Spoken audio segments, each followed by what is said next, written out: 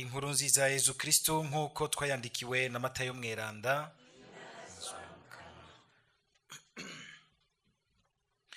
Muri iryo minsi Yezu yavuze ati, nimuze mwebwe mwese murushe kandi muremerewe, nzobaruhurira. Nimwemere inganji yanje, mukunde n'ivyo nigisha, kuko nduwitonda kandi nkicisha bugufi bivuye ku mutima. Niho muzoronka akoyoko k'imitima yanyu.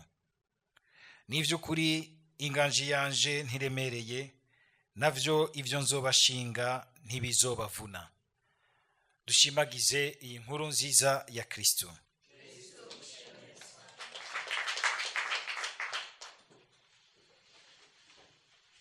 Nimuze mwebwe mwese murushe kandi muremerewe, nzobaruhurira.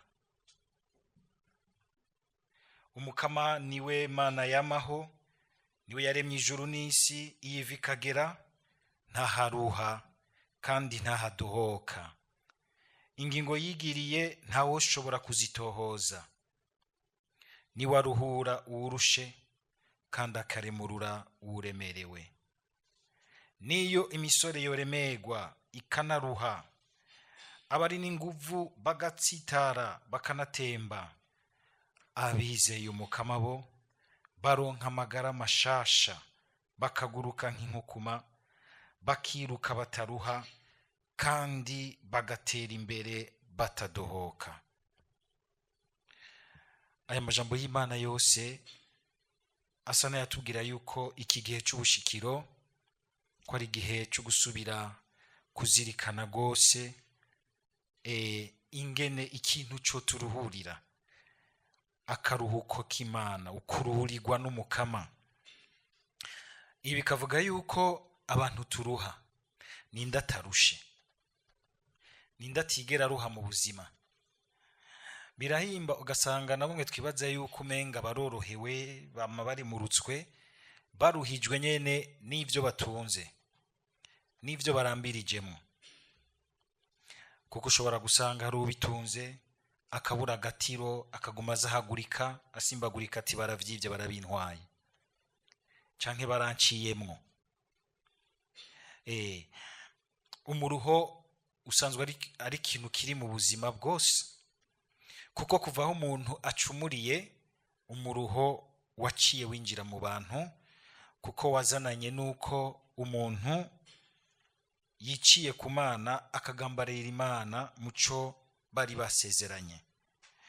Nuko nogira nti umuruho wa mbere n'umuruho kandi w'umuntu aruha imbere muri we, aruha ku mutima, akaruha ku muzirikanye, akaruha kandi na cane cane nuko ashobora kubona mbere umenga ntariko araronka inyishu ku muruho wiwe. Nta kintu kiruhisha nk'igihe ushobora gusanga ufise nk'ibibazo biguma bigerekerana mu buzima, warondera inyishu ahubwo ukamenga aho warugiye kuronka inyishu hasubiye kwigereka ko ibindi bibazo uwundi muruho. Abantu kandi turaruha turuhishijwe n'ibintu byinshi, uretse ko dushaka kuruhishwa n'ivyo twebwe nyene biri mu buzima bwacu umwe wese ukwiwe. Turaruhishwa n'amabanga. Muze murasabira abakuru banyu, amabanga araremera, araruhisha cyane. Kandi mukaza muri hanganira abakuru banyu, amabanga araruhisha rwose, kuko uretse kutwara umutwaro w'ubuzima bwawe, gatwara umutwaro w'ubuzima bw'abandi. Ushobora kurara wibaza uti aba bantu Imana yampaye, ejo ibintu vyo hagarara bobaho gute? Bobaho gute? Ejo imiryango yabo, abana babo bazobandanya ubuzima bwabo gute?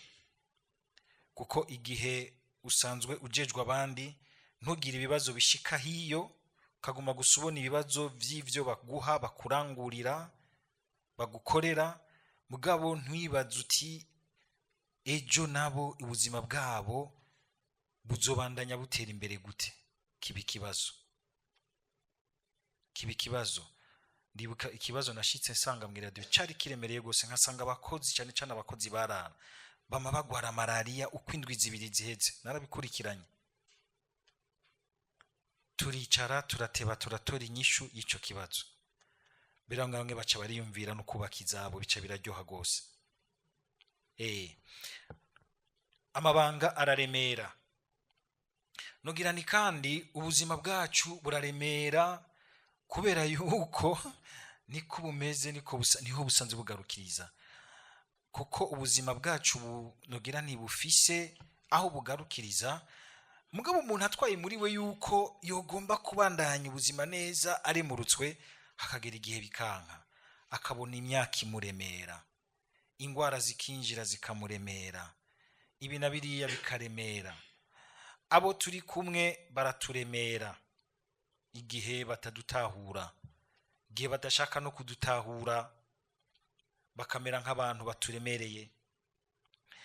Eka ibintu biremera ni vyinshi, ibintu biremera ni vyinshi, ariko na cane cane burya hari ibintu biremera bigoye bishobora kuremera umuzirikanyi n'umutima.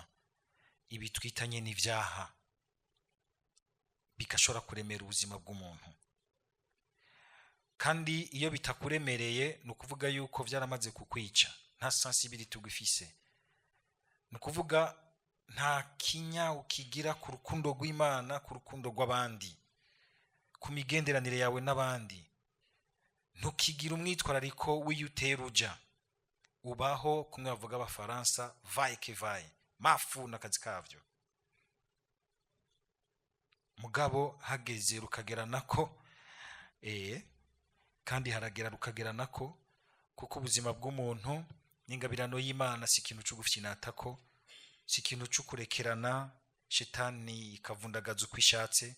Harazi igihe umuntu wenyene, kuko yagabiwe umutima n'umuzirikanyi wo kumenya iciza n'ikibi, wenyene urubanza akarutwara muri we. Si ivyo gusa, ikibano kiraremera, n'umuryango uraremera. Wa mugani wo mu Kirundi ngo umuryango uryoha uryana. Bose ukabona kubera yuko ufise umutima mwiza wo kwitaho ibintu, ni wewe bitako, igihe ibintu vyose ni wewe, bikaremera. Ukabona ingene abandi umenga barabuza umwitwarariko wo kwitaho abandi, birashobora kuremera. Si ivyo gusa, ibiremera ni vyinshi.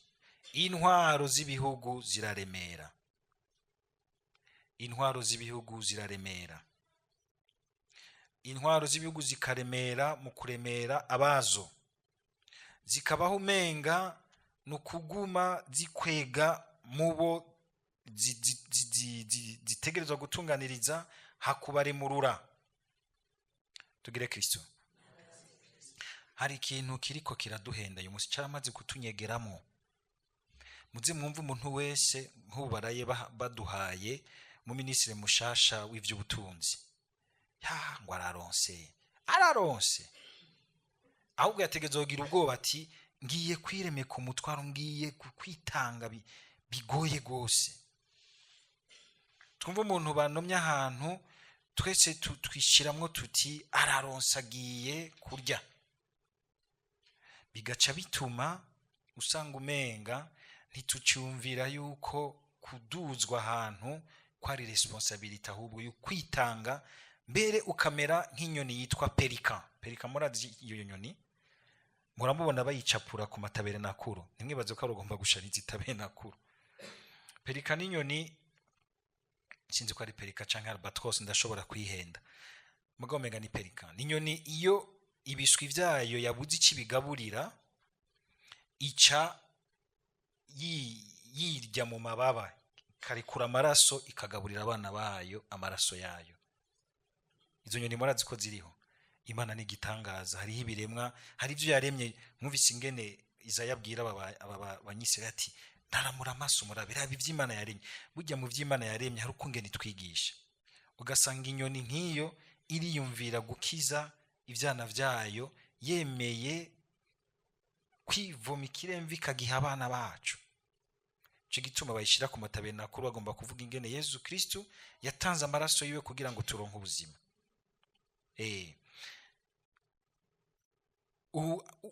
Ugomvye kuba mu kibanza c'imbere, ahubwo harabavuye baza ngo ndiko ndabwira ministre murantunga ni twese, kuko nta numwe adafise abajejwe. Birahimba ugasanga urafise b'Imana yaguhaye ujeje ukucanya kuriya canka bufise wavyaye mu muryango wawe, ugasanga nukwemera ahubwo umutwaro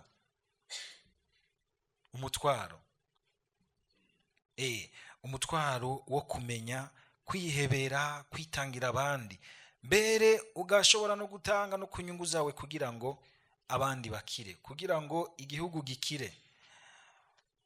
Ubwo abatware bacu bose baravyumva uko, canke babona yuko umenga no kuja ahubwo kuja gukira, kwihamwo, ahubwo hagukora kugira ngo ivyo abandi bose bihako nawe uronkamwo bigwire.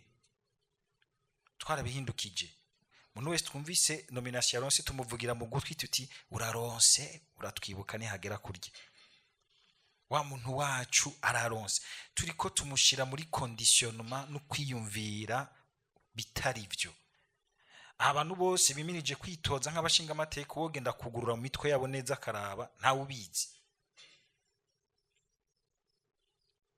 Nitwagenda muri iyo ntumbero tuzoruha twebwe nyene, ugasanga mbere n'abariko iyo bigenjeje uko bavuyeho barushe, kandi baruhishije abandi benshi. Mukabona ingene umuntu yahaciye akihebera abandi, akitangira abandi, utabona umenga yaciye aduza ibintu vyinshi, ukabona ingene anezerewe ahimbawe. Gusa akabara no kubona uyu munsi ingene abantu batumva ibintu gutyo. Hari umuntu nzi yigeze guca ahantu yakorera hari amafaranga menshi, aravaho atakidugaguze, atanze yubakishijemwo, abandi baramwicarika ahantu baramutwenga, baturika ijuju. Urashobora kuva hajya nawe atabintu usize wisakayemwo, kwisakara. Aterwa ati jewe si kuko sivyo vyari vyanjanye, ngo hera bicu iyo nguna ingenamizi, uko ni kuvuga baramuryagumba, kandi ahubwo yaritangiye abandi benshi baraheza bararonka ivyo basakarisha ubuzima bwabo. Abandi bagaca bagira bati oho wowe ufise inyatsi, ndaca byita ngo ni inyatsi. Aya nabacage turi kigugu, ntuhabona ntuzi kumenya kwitegurira. Habasigaye yuko Imana naye kavuga iti nanje ndazi ibyamukoreyemo, ndazi ibyamukoresheje. Ukuremerwa turemerwa na vyinshi, ni vyinshi cyane, nta numwe ataremerwa na Yezu. Tukabona yuko hagera ahantu aremerwa n'umwijima w'abantu. Hari ahantu yigeze kuvuga ijambo kabona uti na Yezu nk'umuntu harageze ahantu aremerwa, ukaza wumva umenga arababaye, akagira ati mbe nzobarinda gushika ryari. Ti Yezu zirakoranye ko arafashwe nawe nyene nk'umuntu, arafashwe no kuremerwa nk'umuntu. So kuvuga ko yacumuye, ko turemere nivuga yuko twacumuye, oya. Kuremerwa ahubwo ugasanga wibagiye ikikuremurura, ugaca usanga rero wafashe inzira zo gucumura, zo kwiremurura kutariko. Ahandi ho nta numwe ataremerwa. Kubona na Yesu yaremerewe nuko twese dushobora kuremerwa, twese turaremerwa. Nawe mushobora kuza imbere yanje mukabona umenga ndabereka yuko umenga vyose ndabimetriza, hari ahantu usanga mba ndemerewe, kugira ngo noye kukuremereza uburemere bw'iwanje. Kandi umuntu mwiza n'umuntu ashobora kuremerwa mugabo akagukingira kukuremereza uburemere bwiwe, kukuremereza uburemere bwiwe. Uriya we nibaza yuko harangabana ati mujya numwibutsa Mana wa radio mare amerewe neza, ntibamenye uburemere dutwaye hano. Nta numwe ataremerewe, twese turaremerewe. Mugabo yiza agacagira ati hahigwa uwuza nkamuremurura, Ushobora kubona umuntu acinga akibazo cyamwe arakunda gusenga, araremerewe agiye muremurure.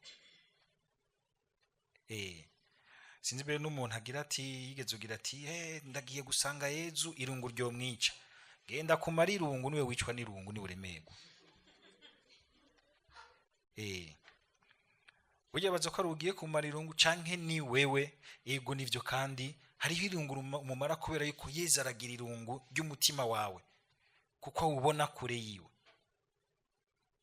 mugabo igihuje niwe akuremurura. Tugarutse kuri aya majambo yo mu bwuzure bwa kera, aya majambo yo kwa Isaya, tukumva ingene Imana rero itwereka icyo turemurura vy'ukuri, ingene umuntu yo kwiremurura. Ubwa mbere tuyasubije mu gihe cyayo nuko aha igihugu c'Imana ni hamwe cari Babiloni. Bari Babiloni, ibihe biriko biragenda, imyaka iriko iragenda, bararushe, ukuba bari baratwaye kw'imbohe, ubuzima bwaho babakubagura burabaruhishije, koko vy'ukuri amaguma arabakaranze, barabuze iyo basaganiriza, gushikaho bumva buzuye imyidogo bakaza barabwira Imana bati, Imana ntibanibwira n'ibimana, ahubwo bidogeranira hagati yabo bati, Imana nticitaho ibintu vy'iwacu, ntavyicitayeho, nidushake dukurikize igizigi cyo kuzosubira iwacu. Bakidoga, ugasanga mu mwidogo uca wugurura ikindi kintu cugira kiti, ingo rero nta kundi, ngo tubibeho uko nyene bimeze, ingo tubeho nk'aba bantu nyene, dusenge nk'abo, tubeho nk'abo nyene uko nyene, bijya by'amasezerano n'Imana by'amabwirizwa kura ngaho, naco biriko birabashikanako. Kanguka, ibintu biragusize, baho nk'abandi, njiramwo nawe. Nimba biba iba, nimba basahura sahura nawe, nimba bacanamwo canamwo nawe, niganuro nk'ivyo wawe. Kanguka. Ko niko gukanguka. Ugasanga kubera ukutacumva yuko Imana ko ari hiri, kandi nubwo uri kuraca mu bigoye ko iguhagarikira, haragera igihe ugasanga wirekuriye mu bintu uko biruko, uko bisa, kurondera kuremura. Ugaca usanga abantu rero n'ubundi baca baza kwitura ibintu bibaza ko bikomeye by'ico gihe, ariko ugasanga bishobora kuba ari ibintu navyo nyene bikomeye akanya gato, atari uko ari bibi, mugabo bifise akanya gato, ariko kandi ugashaka gusanga ari ibintu bibi birimwo ububasha bubi. Uyu munsi abantu bakizigira abapfumu, kuja kubasaba ubukuru, kuja kubasaba amafaranga, gutunga, koroherwa, gukundwa. Muraza bagenda gusaba abagore, baza guca gusaba jondama ku bagabo babo. Ibintu vyinshi. Abandi nkuko twumva rero Isaya, ico gihe c'abayiza bobo bituriki, baca bagomba kwitura vya bimana vya Marduk, vya Baal, ko bagira bati, ibimana vya Baal na Marduk kw'igihugu cavyo catsinze, ntabwo nk'ababo, cacinze aba igihugu cacu. Nukuvuga yuko ibimana vyacu birakomeye gusumba iyawe, yawe yacu nishoboye kuko ntiyatugwaniye. Nuko baca bavyiyumvira. Mugabo akibagira yuko yigeze kwereka umuhanuzi Ezekiel ingene iva mu gisengero ikagenda hariya i Babiloni. Nka vision Imana yeretse Ezekiel iti, Ezekiel harageze, na wewe komera ku mutima ko bishobora kugutsitaza.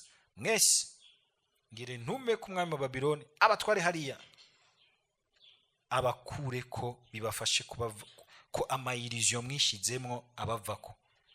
Ayo mayirizo mwishizemwo yuko mugira ngo mwashize Imana imbere, ariko mukoreshwa n'ibindi bidahezagirwa n'Imana, bibanze bibaveko. Ibintu vyanyu bisenyuke, intwaro yanyu isenyuke, igihugu cyanyu gisenyuke, igisengero gisenyuke, amanyama bahereko, muve ku vy'inyuma, musubire mwinjira imbere, mugire umutima mushasha, mugire alliance shasha.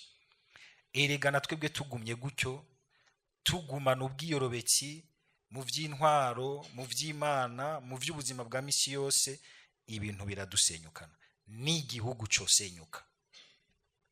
Umwiheburo urageze ahantu, muranja gusoma amakomantere hariya kuri page Facebook zacu, kazubona abantu bari mu mwiheburo kubera ubuzima bugoye, kubera bona umenga indinganizo y'ubuzima hano mu gihugu ntakiri kwirabafasha. Bamwe bariko barahunga bagenda baja mu bindi bihugu. Abasigaye bakagira bati, pfuma mugurisha igihugu, tugabangane twese tuvaneko, kuko kugitunganya hamwe vyatunaniye. Ivyo ni bimenyetso vy'umwiheburo, ni bimenyetso vy'umwiheburo. birabishe kumva mu bantu bumva yuko bagabiwe n'Imana igihugu, baragabirwa n'Imana izina muri ubu buzima. Kuko nabo rero baca bagenda kwitura ivyo Imana bibaza ngo birakomeye, bakitura ikinyenyeri canke izuba bibaza bati, canke ukwezi baza bati bijya bintu birahambaye n'ibimungu. Izaya aca ababwira ati bijya n'ivyaremwe n'Imana, nibiremwa s'Imana. Umukama yarigeze gutuma Yeremiya agira ati haragowe ngo umuntu mbere akaduga gusa agira ati umuntu yizigira umuntu mugenzi we ngo ariko yikuye ku Mana. Tugire Kristo. N'umuntu turamwizigira mugabo tukagira aho tugeza kuko si Imana. Si Imana. Ku buryo bw'uko iyo bishitse akageza igihe ciwe canke ko ashobora kugwa ukagira uti naramenye ko atari Imana, ko byanse yaguye canke yahejeje igihe ciwe, reka nanje mbandanye, reka ndamufata ukuboko tubandanye. Hari ijambo riryoshe ngo Yezu yumvise Yohani Batista bamwishe. Yohani Batista murazi yuko ari umuntu akomeye mu gihe cyabo, mbere tuzokumva ku munsi w'Imana bakaza bagomba kumwitura baza ngo ni Mesiya, agacabwira ati sindi Mesiya, ndi umuntu nkamwe nagenda afise aho ngarukiriza. Ngo Herode amaze kumwica baza kumubikira Yezu mu mbitsi bamuzaniye, hako yoca yihebura akagira ati yo uriya muntu ngene yarakomeye haragiye, ibyacu biraheze, twese Herode yotumara, reka tubivemo, reka ahubwo turabe ngene tubigira ku buryo dukorana nawe. Ahubwo Yezu avyumvise avyumvamwo yuko umenga n'Imana igize iti bandanya la Horeve, bandanya ico yatanguye mbere uzotegerezwa kugishitsa, ngo agaca tangura ubutumwa nawe. Ijambo ryiza ryabaye muri Yohani Batista ridapfa rica rimukoreramwo rimera nk'imuhagurukije. Ubwo nimba wizigira aho bizobonekera nuko muguye canke upfuye agaheza igihe ciwe, wumvamwo ijambo riza rikubwira riti igihe cawe nawe kirageze, haguruka bandanye icatanguye muri ujya ciza. Niyo amajambo yose twamati ko turavuga umuntu yapfuye canke tumugandukako. Ibi bintu vyiza vyari muri uyu muntu ese vyosigara mu bana biwe. Niho vyerekana yuko abo bamenye gushingira ku kintu gikomeye kidapfa, hagushingira gusa ku bintu bigarukira hafi, ku muntu apfa, ku muntu w'amagara make bishobora gushika agapfa canke akanyerera agatemba kagwa. Hari bamwe bahora baza akagira ati none uriya muntu wari wamushize mu mwizero wawe wose, biriya bintu amafaranga wari wayashize mu mwizero wawe wose, umugambwe wari wawushize mu mwizero wawe wose, systeme wari wayishize mu mwizero wawe wose, ideology wari wayishize mu mwizero wawe wose. Ivyo vyose ni ibintu by'abantu suko ari bibi oya na gato, mugabo bifise aho bigarukiriza.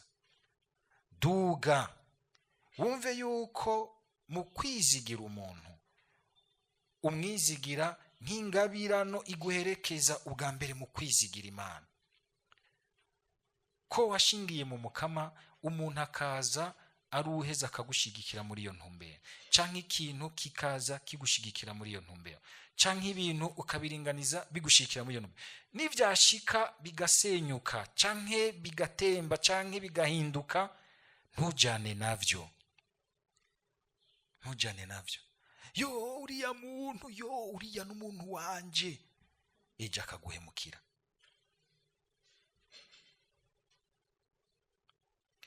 Pati ntibishoboka iyo ari yagiye kurobera akaba yaramemukiye, niyagaruka nzosubira kumwakira. Kuzomwakira nuzomushira he? Kuko bwa mbere isezerano ayanyu aho yari komereye suko ari yagarukira iwanyu, nuko yaduze kuri altari yamaho. Nimba wegarukirije hagati yanyu biroroshe, muzogenda muri leta civile bakureho. Muga nimba yaraduze kuri altari umukama azoza kubwira ati gumya umutima, teramira igikorwa canje, kuko nticari igikorwa canyu mwenyene. Ngo uwizera umukama. Ijambo ry'Imana ryabivuze neza.